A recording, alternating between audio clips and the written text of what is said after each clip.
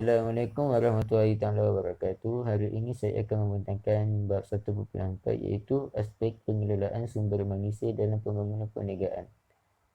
Baiklah. Aspek pengelolaan sumber manusia dalam pembangunan perniagaan ini ada 6 aspek, iaitu yang pertama, penempatan pekerja dan fasiliti. Kedua, standard prosedur operasi tugas. Ketiga, sistem penggajian. Keempat, penghargaan dan hukuman.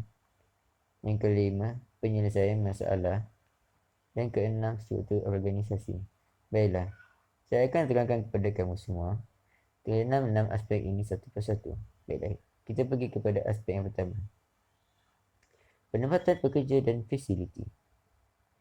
Penempatan pekerja perlulah mengikut aspek kemahiran, minat, kerjaya dan pengalaman bekerja serta kepindahan perniagaan. Maksudnya kat sini, dalam sesuatu perniagaan itu, majikan perlulah tahu dan bijak dalam menempatkan pekerja itu mengikut aspek kemahiran, minat, kerjaya dan pengalaman pekerja mereka. Sebagai contohnya, jikalau dalam sesebuah perniagaan itu terdapatnya pekerja yang peramah dan baik hati serta mampu berkomunikasi dengan orang dengan baik, majikan boleh meletakkan pekerja itu di bahagian fungsian khidmat pelanggan supaya pekerja itu dapat melakukan kerja untuk berkomunikasi dengan pelanggan dengan sangat baik dan cekap. Baiklah, fasiliti bersesuaian membantu meningkatkan kecekapan dan prestasi kerja.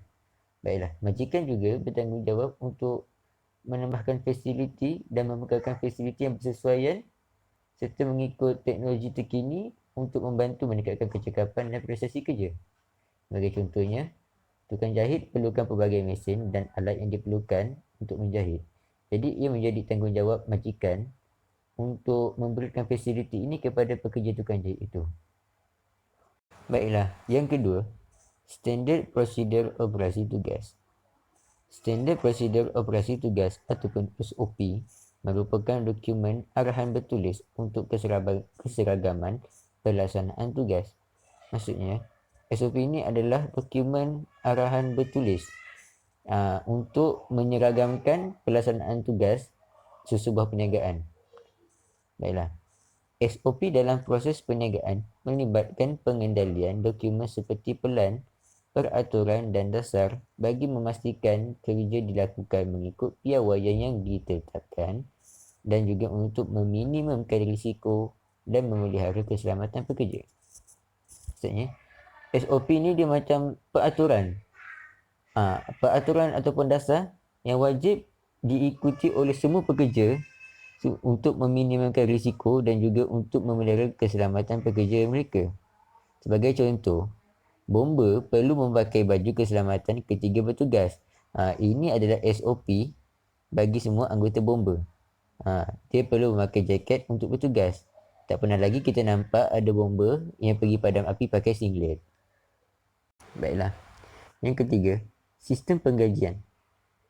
Sistem penggajian yang baik boleh meningkatkan motivasi pekerja. Pekerja tidak akan kekal jika penggajian tidak adil dan akan meningkatkan kos melatih pekerja baru. Baiklah, jika majikan dia memberikan sistem penggajian yang tidak elok ataupun sistem penggajian yang tak adil, pekerja tidak akan suka untuk bekerja dengan majikan. Sebagai contoh, pekerja itu membuat kerja dengan sangat baik dan cekap, membuat kerja dengan sangat sempurna, perfect, tak ada kesalahan, no mistake. Tapi gaji dia dapat stock add sikit je. Gaji paling minimum 1,200 dia dapat. Jadi pekerja akan rasa macam tak boleh jadi. Aku buat kerja perfect, tak ada kesalahan, dapat gaji 1,200. Jadi pekerja akan rasa macam tak boleh lah. Aku buat kerja penat-penat dapat duit sikit je. Syarikat yang dapat untung. Jadi pekerja tak suka kerja dengan majikan. Jadi dia akan berhenti. Dan juga majikan memerlukan kos untuk melatih pekerja baru. Sebab contohnya pekerja tadi dah benci. Pekerja tadi memang bagus dia buat kerja. Lepas tu pekerja baru ni pula baru datang, tak tahu buat apa-apa. Lepas tu syarikat ni dia perlukan kos, banyak duit untuk melatih pekerja baru ni jadi expert macam pekerja yang keluar tadi. Jadi rugilah kat situ. Baiklah. Persaingan yang tinggi dalam mengekalkan tenaga kerja mahir dan separuh mahir memerlukan pengurusan sumber manusia menyediakan ganjaran menarik. Okey. Maksudnya kat sini, persaingan yang tinggi dalam mengekalkan tenaga kerja mahir. Maksudnya, banyak syarikat ni, ataupun banyak majikan, dia nak kekalkan pekerja dia, dia tak nak ada pekerja dia keluar. Jadi, dia perlulah menawarkan ganjaran yang menarik. Seperti contohnya, macam kat bawah ni, kita boleh tengok insurans. Sebagai contoh, anggota polis dilindungi insurans berkelompok kerana melakukan kerja yang berbahaya. Bagi contohnya kalau kita nak jadi polis, lepas tu ada insurans. Kalau kau kena tembak, kau mati ke, kau luka, tak ada papasan. Nak ke kita jadi polis? Tak nak. Jadi untuk mengekalkan orang jadi polis tu, dia tawarkan insurans. Contohnya, dia buat kerja bahaya, lawan perompak, dia kena tembak kat tangan ke kat bahu, dia dapat insurans, pampasan, beribu-ribu.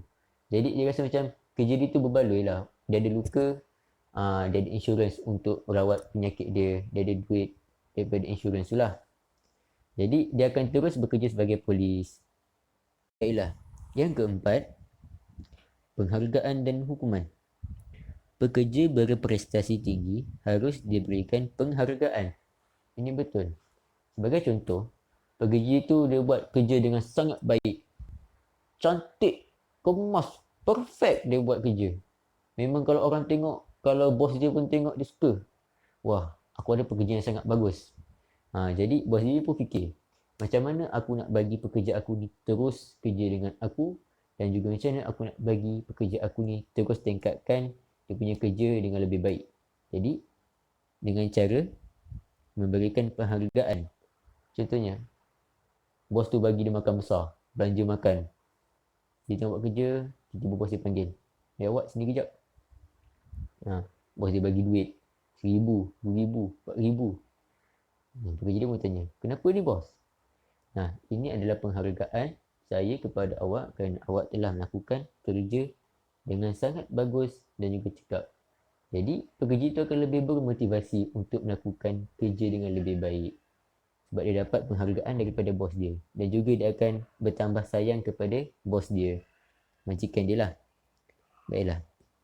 Pekerja berprestasi rendah dan bermasalah akan dikenakan hukuman seperti potongan gaji. Sebagai contoh, pekerja tu tak buat kerja.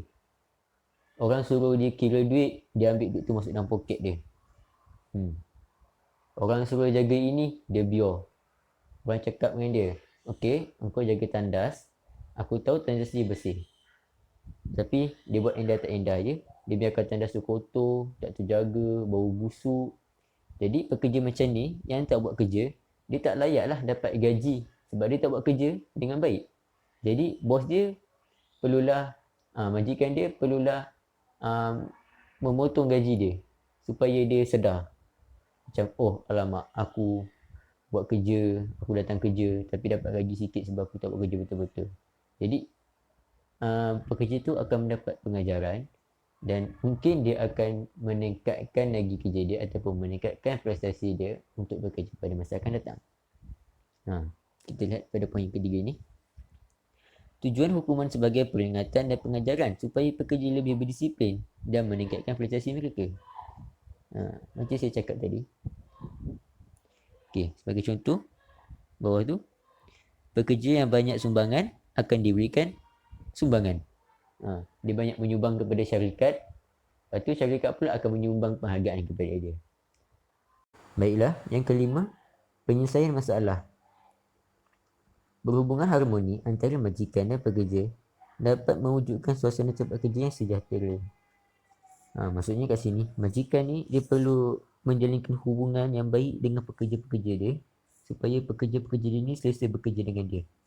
Okay, sebagai contoh, majikan ni bolehlah waktu rehat pekerja dia, dia belanja pekerja dia makan sedap-sedap. Tu kalau pekerja dia tengah buat, majikan sendiri turun tengok apa macam mana pekerja dia orang ni buat kerja. Lepas tu, kalau contohnya selalu berbual sama-sama dengan pekerja dia, jadi pekerja tak akan rasa kekok ataupun dia rasa selesa untuk bekerja dengan majikan, dia rasa selesa untuk mengadukan masalah kepada majikan. Jadi kat situ akan berlaku interaksi dua hala antara pekerja dan majikan.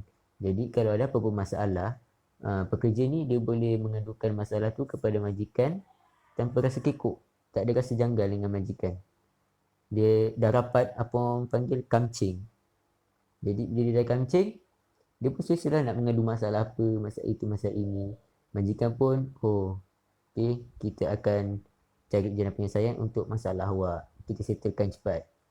Jadi kat situ akan wujudnya suasana tempat kerja yang sejahtera. Baiklah. Pihak pengurusan perlu mengadakan perbincangan dari semasa ke semasa bagi menggalakkan komunikasi berkesan. Maksudnya pihak pengurusan ni buatlah apa panggil family day. Bukan family day. Maksudnya dia buat macam mesyuarat dengan pekerja-pekerja dia. Tanya apa masalah yang ada, apa yang tak cukup, ada masalah teknikal ke, ada masalah ke dengan mesin, perlu tambah apa-apa ke. Supaya dia nak galakkan komunikasi yang berkesan antara majikan dan pekerja. Okay, kita tengok contoh. Setiap masalah pekerja boleh dibawa berunding untuk mencari penyelesaian. Macam tadilah, pekerja mengadu kepada majikan, majikan cari jalan penyelesaian untuk pekerja. Kita pergi kepada aspek seterusnya, aspek yang keenam, iaitu aspek yang terakhir, iaitu struktur organisasi. Baiklah. Struktur organisasi memberi penjelasan tentang tanggungjawab, jawatan, jalur hubungan komunikasi dan deskripsi tugas. Senang kata, struktur organisasi ini dibuat untuk melancarkan lagi pentadbiran dalam susunan perniagaan. Dia ni memberikan penjelasan, dia memberikan deskripsi tugas supaya setiap bahagian fungsi ni jelas apakah tugas mereka masing-masing. Baiklah. Terdapat beberapa kepentingan struktur organisasi, iaitu yang pertama, mengerikan sumber dengan cekap dan berkesan dalam organisasi. Maksudnya kat sini, syarikat dia mampu, syarikat boleh memberikan barang-barang yang diperlukan oleh setiap bahagian fungsi dengan cekap dan berkesan supaya tak berlaku kerugian dalam perniagaan. Yang kedua, membolehkan penyelarasan antara fungsi kerana setiap bahagian atau jabatan dalam organisasi mempunyai objektif yang berlainan. Maksudnya, orang bawah ketua ini, dia akan memastikan setiap bahagian fungsi ini akan membuat kerja mereka masing-masing yang betul, dan dia akan selaraskan.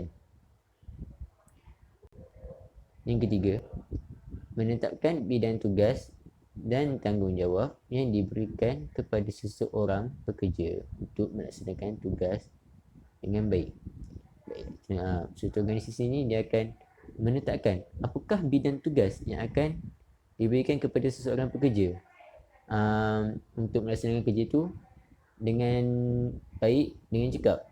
Maksudnya dia akan tetapkan bidang apa yang sesuai kepada pekerja ini, bidang apa yang sesuai untuk dia supaya dia dapat melakukan kerja itu dengan baik dan cekap. Yang terakhir, mewujudkan rantaian arahan dan komunikasi bagi membolehkan bahagian atau jabatan diwujudkan untuk mengendalikan bidang tugas tertentu. Maksudnya, dia ada rantaian arahan. Rantaian arahan ini adalah daripada ketua. Dia akan memudahkan komunikasi untuk membolehkan bahagian atau jabatan diwujudkan. Maksudnya, akan ada orang-orang bawah ketua ini yang akan diwujudkan untuk mengendalikan bidang tugas tertentu. Sebagai contohnya macam bahagian fungsi pengeluaran, siapa dia punya jawatan apa, siapa yang memegang jawatan untuk memastikan bahagian fungsi pengeluaran ni membuat kerja mereka, dan siapa yang pegang jawatan untuk memastikan bahagian fungsi khidmat pelanggan ni buat kerja mereka. Setakat itu saja pembentangan saya pada hari ini. Saya harap semua dapat faham lah. Tapi kalau ada yang tak faham, boleh bertanya kepada saya atau tanya terus kepada Ustazah Nur Ain binti Ismail. Baiklah. Itu saja pembentangan saya pada hari ini. Yang baik itu datangnya daripada Allah Subhanahu Wa Taala, dan yang buruk itu datangnya daripada diri saya sendiri. Assalamualaikum warahmatullahi taala wabarakatuh.